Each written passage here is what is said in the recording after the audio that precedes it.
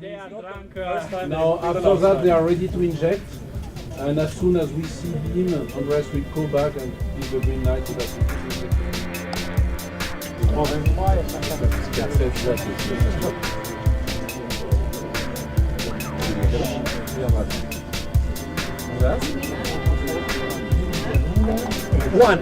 Good one. 1 million. 1 million? Yeah. 1 million trigger. Something that will change our view of reality. The first particle collisions in the Large Hadron Collider were recorded by all of its experiments.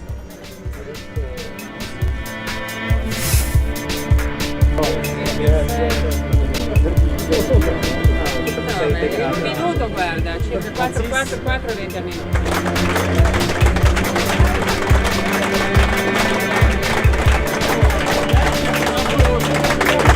So it is an incredible adventure that starts now that we really got beam colliding for the first time. You could say that the honeymoon ended a little bit abruptly last year with a week of beam we got, but we never got to the point of collisions. So obviously this year is a great moment of celebration because now we've seen the first protons really colliding in our experiment. To me, it's a perfect proof that we have working detector, we have a beautiful collaboration which is necessary to make beauty physics. This is the main proof to me. Each one of these experiments is looking for something, with a different method, a different strategy. Each one is trying to understand a different aspect of our universe. We will look at one of these in particular, the one on the quest to study antimatter, LHCb, the beauty experiment.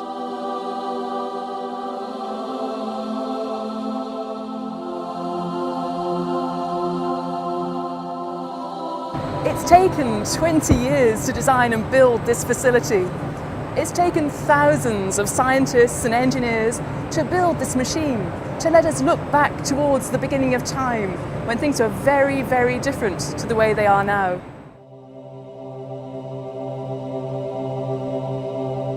It's the structure of reality itself that has changed. The universe was very different when it had just been born. There were no stars, no planets, no water and no gases. There was no matter or light in the way that we're familiar with today.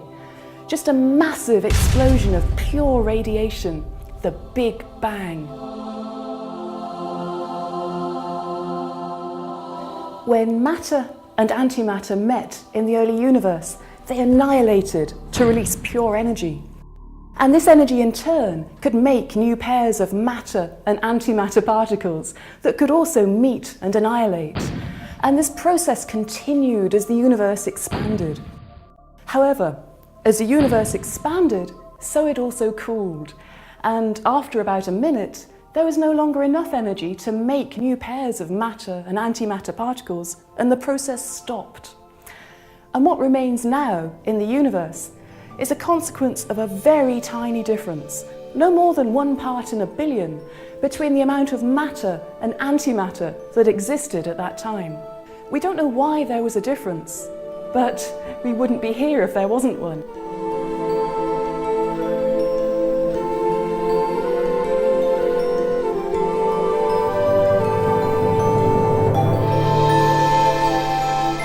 This difference is a mystery, but it's given birth to everything we see around us. So if we really want to understand the universe and why it looks the way it does, we need to understand antimatter and why it behaves that little bit differently. In fact, antimatter is like normal matter, except that everything has the opposite charge. For example, the electrical charge is opposite. If we look at antiatoms, they are made out of a negative proton and a positive electron. So if I was made of antimatter, I would be like a mirror image of myself, with opposite charges. The tricky thing is that if matter and antimatter meet, they annihilate, disappearing in a flash of energy.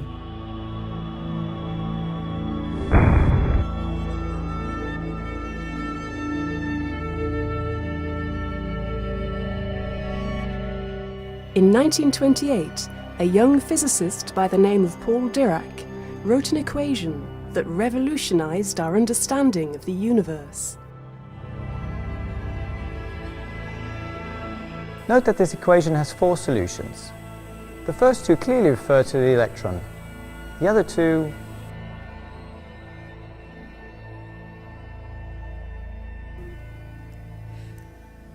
Although Dirac ignored its real meaning at the time, this equation stated that each particle has an antiparticle twin. That is, another particle exactly identical, but with opposite charge.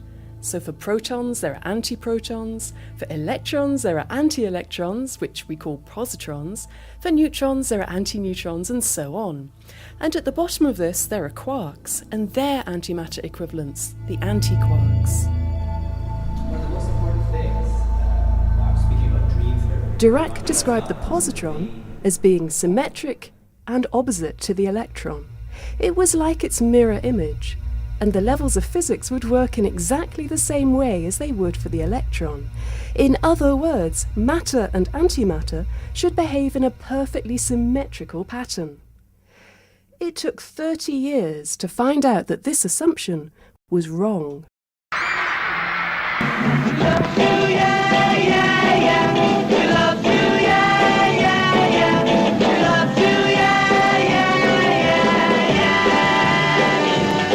In 1964, the American physicists James Cronin and Val Fitch discovered, by examining the decay of a particle called a kaon, that its matter and antimatter versions do not always behave in the same way. For the first time, the symmetry between matter and antimatter was seen to be broken.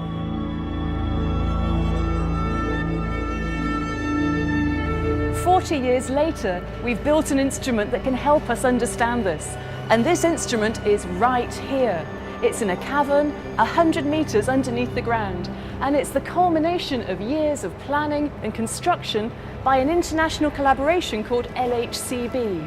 Now, B stands for beauty, or the beauty quark.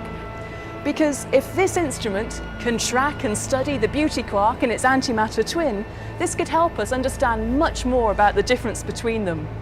Because we think that the difference between matter and antimatter will be easiest to see in these particular particles. So how does this work?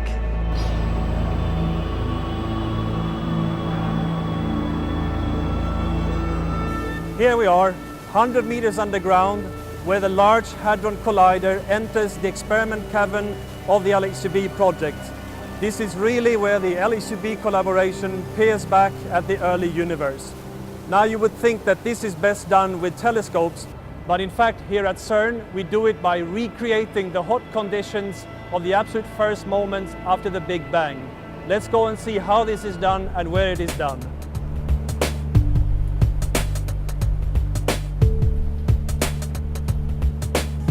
The protons circulating in the collider come via this beam pipe, meeting up with the opposite beam inside this box.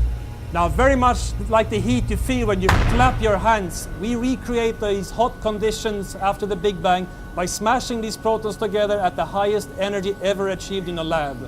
Very often we may achieve temperatures which are 1 billion times the temperature in the center of the sun, and this takes us back to a fraction of a second after the birth of the entire universe. Now, with the help of the collider, we can do this 40 million times per second at hours at length.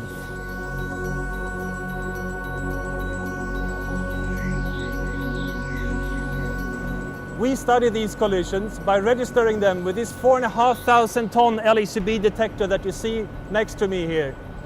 40 million times a second, it registers information about the particles coming out of the little Big Bangs. This detector is composed of many small parts over a length of 20 meters performing different tasks.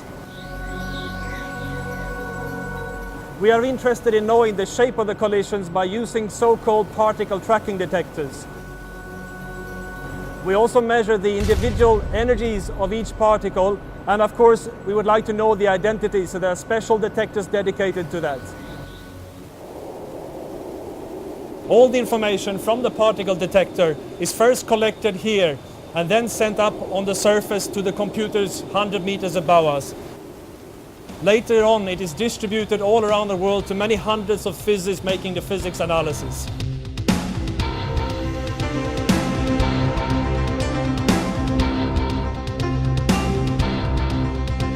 This experiment will produce as much data each year as you could store on 400,000 compact discs. And that's only after storing the interesting stuff. And we have to analyse this much data if we want to understand antimatter better. But to do so with a normal computer would be just impossible. We can't even analyse it with all 10,000 computers in CERN's computing centre.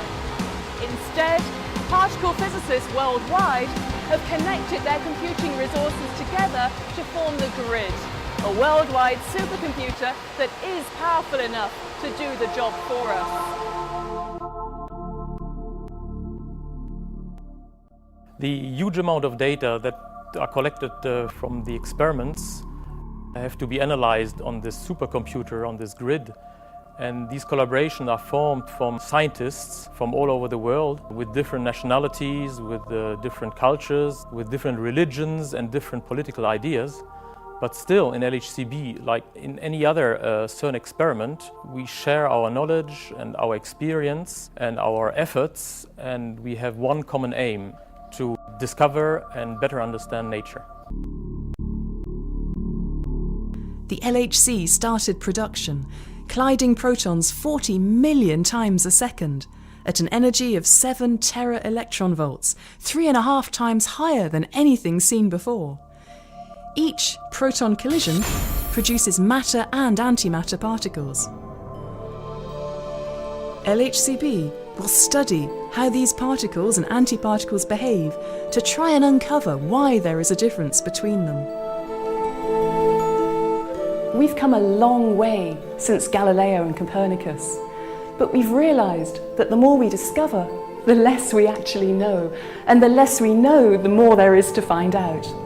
And it's this endless quest to understand more about the universe around us, this desire to journey into the unknown, that's driven us to become who we are today and to build these fantastic experiments to explore with.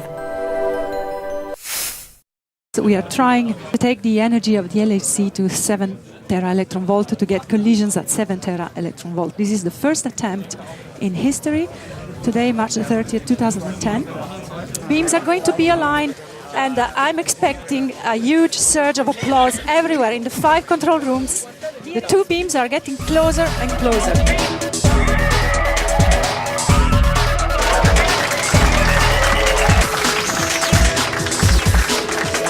Finally, we managed to see collisions. Detector registered properly. Are you continuing recording collisions? Sure. I mean, we are just working very well. Okay, good luck with your hunt for the beauty particle. Fundamental research is at a turning point today. We're at the dawn of a new era, where the unexpected may be discovered, and the unimaginable could become possible. The LHC Beauty experiment has started its journey of discovery, and it is taking us on an adventure that could uncover the mysterious differences between our world and the anti-world.